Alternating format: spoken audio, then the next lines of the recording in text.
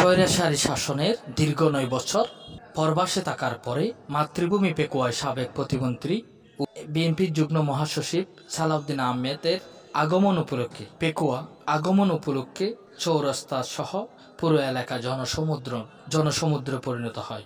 তাকে এক নজর দেখতে দূর দূরান্ত থেকে প্রচুর নেতাকর্মীরা দল ভাঙছে। কোথাও এক তিল পরিমাণ ফাঁকা ছিল না, এমন দৃশ্যটি দেখা মিলে।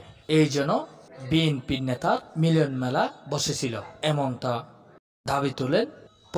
অধিকারের প্রতি স্বীকৃতি দিতে হবে।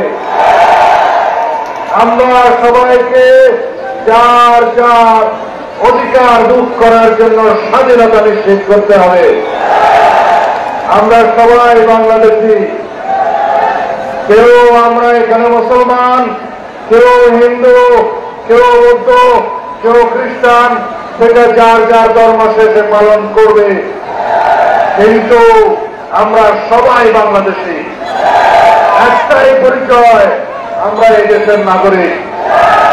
আমাদের সকল নাগরিকের মানবাধিকার, মৌলিক অধিকার, সকল রকমের সাংবিধানিক অধিকার আমরা অর্জন করেছি ইনশাআল্লাহ। সেই অর্জন করার জন্য শত সহস্র শহীদকে রক্তদান করতে হয়েছে।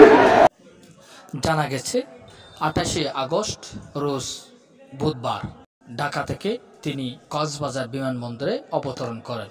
পুরো কক্সবাজার জেলায় তাকে বরণের জন্য প্রধান সড়কের দুই পাশে সারিবদ্ধভাবে দাঁড়িয়ে থাকার দৃশ্যও প্রশংসনীয়। এমনকি হাজার হাজার তরুণ দিয়ে তাকে বরণ করে নেন।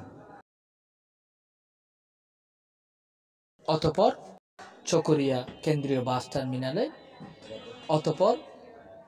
চকরিয়া উপজেলার বাস টার্মিনালে এক পথসভাকে জনসভায় পরিণত করেন। বেলা 2 ঘটিকার সময় পেকুয়া চৌমুহনীতে এক বিশাল জনসভার আয়োজন করেন নেতাকর্মীরা।